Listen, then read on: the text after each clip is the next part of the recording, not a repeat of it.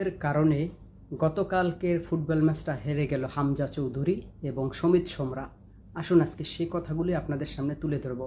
গতকালকে হংকং চায়নার সাথে যে ম্যাচটি, সেখানে কোন ভুলটার কারণে বাংলাদেশ ৩-৪ গোলে পিছিয়ে গেল। এখানে দেখেন আপনার সমিত সোম, হামজা চৌধুরী, ফাহামিদুল ইসলাম, জায়ান আহমেদ। সো এইখানে 3টা প্লেয়ার আছে যাদের 90 মিনিট খেলার যোগ্যতা আছে, তারা 90 মিনিট খেলতে পারে। সেখানে হচ্ছে হামজা চৌধুরী, আপনার সমিত সোম এবং ফাহামিদুল ইসলাম।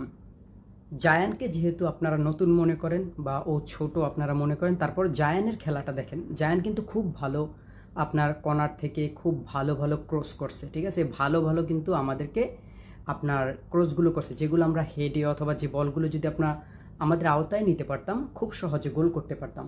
জামাল ভুঁইয়া, এদেরকে আমাদের কোচ আপনার সাইড বেঞ্চে বসিয়ে রেখে কাদেরকে দিয়ে খেলাচ্ছে। আসুন, যারা খেলছে তারা কি খারাপ খেলে? না, তারা খারাপ খেলে না, কিন্তু যাদের 90 মিনিট খেলার যোগ্যতা আছে তাদেরকে আপনি যদি 20 মিনিট, 17 মিনিট অথবা 25 মিনিট খেলান, সেখানে তো ফলাফল এরকমই আসবে। এবং আমাদের সবথেকে দুর্বল পয়েন্ট হচ্ছে ডিফেন্সিভে, যেখানে আমাদের ডিফেন্ডার থাকে, আমাদের ডিফেন্ডাররা খুবই বাজে করেছে।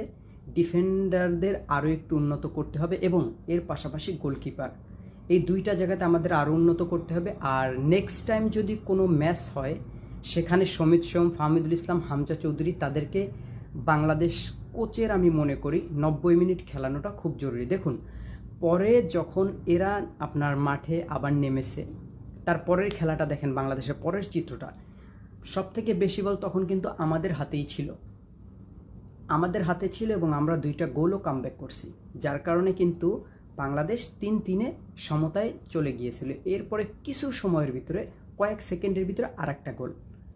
সো এই গোলটা আমাদের হজম করতে হতো না, যদি আমাদের ডিফেন্ডার এবং আমাদের গোলকিপারটা একটু স্ট্রং থাকতো, তাহলে আর হজম করতে হতো না। যাই হোক, পুরো বাংলাদেশ টিমের জন্য বেস্ট অফ লাক। এবং যারা দর্শক ছিলেন, আপনার খেলা প্রেমী, যারা ফুটবল খেলা এবং সব কিছু প্রেমী, তাদের জন্য দোয়া রইল। আগামী ম্যাচটা ইনশাল্লাহ আমরা ভালো করব এবং খুব ভালোভাবে কামব্যাক করব। আর সমিত সোম, জায়ান আহমেদ, হামজা চৌধুরী, ফাহামিদুল ইসলাম, আপনাদেরকে অসংখ্য ধন্যবাদ। আপনারা আমাদের খুব ভালো একটা খেলা উপহার দিয়েছেন। আগামী দিনগুলোতে আরও ভালো দিবেন। এবং কোচের কাছে আমি আবারও রিকোয়েস্ট করছি, এদেরকে প্রথমে খেলান, এদেরকে আগে খেলানোর চেষ্টা করেন, এদেরকে বসিয়ে রাখেন না। সাথে জামাল ভুঁইয়াকেও এদেরকে বসিয়ে রাখলে আমরা নেক্সট ম্যাচেও একই ফলাফল পাবো। সো আমরা ট্রাই করব বেস্টটা দেওয়ার। আর সকল দর্শকদেরকে বলি, মন খারাপের কিছু নেই।